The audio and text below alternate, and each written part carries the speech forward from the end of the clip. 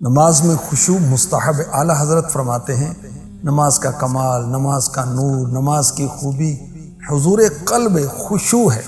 یہ اعلیٰ درجے کی نماز وہ ہے جو خشوع کے ساتھ ادا کی جائے۔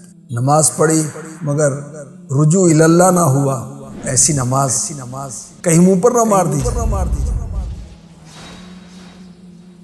آخری نبی مکی مدنی صلی اللہ علیہ وسلم نے فرمایا جو شخص نماز بے وقت ادا کرے، اس کے لیے اچھی طرح وضو نہ کرے، اس کے خشوع خضوع اور سجدے پورے نہ کرے، تو وہ نماز کالی اندھیری ہو کر یہ کہتی ہوئی نکلتی اللہ پاک تجھے ضائع کرے جس طرح تو نے مجھے ضائع کیا۔ یہاں تک کہ اللہ پاک جہاں چاہتا ہے وہ نماز اس جگہ پہنچ جاتی ہے، پھر وہ پھٹے پرانے کپڑے کی طرح لپیٹ کر نمازی کے منہ پر مار دی جاتی ہے۔ اللہ کی پناہ۔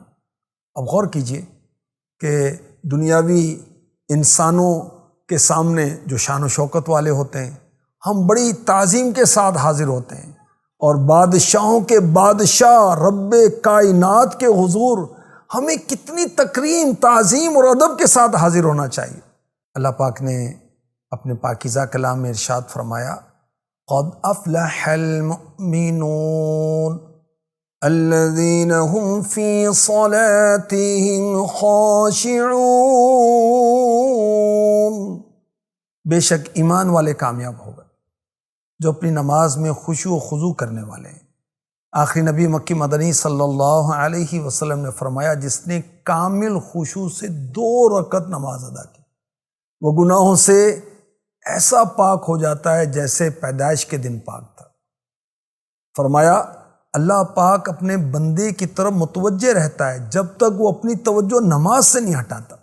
حقیقت یہ ہے کہ نماز میں انسان کا دل فاسد خیالات کی وجہ سے صحیح معنوں میں نماز کی طرف متوجہ نہیں ہوتا، تو ان خیالات سے دل کو پاک کرنا ہے۔ کیسے کریں؟ امیر علیہ سنت نے فیضان نماز میں جو مدنی پھول دیے اس میں سے بھی کچھ عرض کرتا ہوں۔ بھوک پیاس کو مٹا لیں، پیشاب وغیرہ سے فارغ ہو جائیں، ضروری بات چیت فون کرنے سننے سے فارغ ہو جائیں تو نماز میں دل لگے گا۔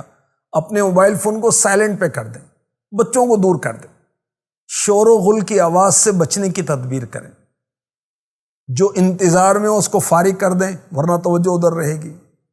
دیوار پر نقش و نگار ہیں یا سامنے شیشہ ہے تو دھیان بڑھتا رہے گا، جگہ بدل لیں۔ اگر گرمی خشوع میں توجہ اللہ میں رکاوٹ بنتی ہے تو پنکھا چلا لیں، اے سی چلا لیں۔ سردی لگتی ہے نماز میں گرم لباس پہنیں، ہیٹر وغیرہ استعمال کریں۔ لباس، امامہ، چادر، کوئی چیز یکسوئی میں رکاوٹ نہ بنے، اس کا خیال کیجیے۔ مثلا لباس تنگ ہوتا ہے تو چبھن محسوس ہوتی رہتی، توجہ بڑھتی رہتی ہے۔ پاؤں پر مچھر کاٹتے ہیں تو موزے پہن لیں بھائی، جرابیں پہن لیں تاکہ توجہ نہ جائے۔ امامہ یا اس کے اوپر کی چادر سجدے میں سرکتی ہے تو اتار لیں۔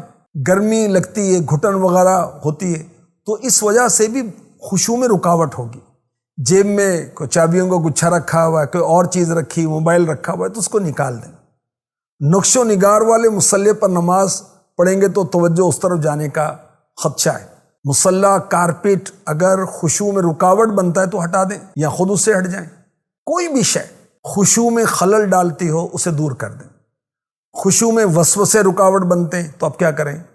نماز شروع کرنے سے پہلے دوسرے نہ دیکھیں یہ احتیاط کریں۔ الٹے کندھے پر، لیفٹ شولڈر پر 3 بار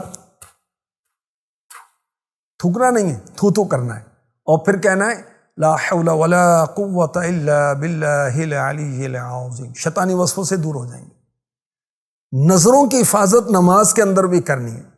قیام میں سجدے کی جگہ پر نظر رکھیں، رکوع میں قدموں پر نظر رکھیں، سجدے میں ناک پر نظر رکھیں، قعدے میں جب تشہد اتحیات پڑھنے بیٹھیں تو گود میں نظر رکھیں۔ انشاءاللہ الکریم وسوسوں سے بچت ہوگی۔ جو نماز ادا کر رہے ہیں کاش ہم یہ تصور کریں کہ یہ میری آخری نماز، بھی کوئی نماز تو آخری ہوگی۔ یہ ذہن بنائیں اللہ دیکھ رہا ہے۔ سورہ فاتحہ تو اب نمازوں میں پڑھنی ہوتی ہے اولاً، اس کے علاوہ صورتیں بدل کے پڑھیں تو اس سے بھی انشاءاللہ الکریم نماز کا خشوع اور خضوع نصیب ہوگا۔ دوران نماز تلاوت میں تجوید کے ضروری قواعد پر عمل کریں، اس سے بھی لطف دوبالا ہو جائے گا، خشوع بھی پیدا ہوگا۔ آیات و اذکار کا ایک ایک حرف درست ادا کریں، نماز میں جو کچھ پڑھتے ہیں اس کے معنی نظر میں رکھیں، ذہن میں رکھیں، نماز کے فرائض کو اچھی طرح ادا کریں، واجبات، سنتیں، مستحبات، ان سب کو اچھی طرح ادا کریں، اور جلدی جلدی نہیں، اطمینان سے نماز پڑھیں۔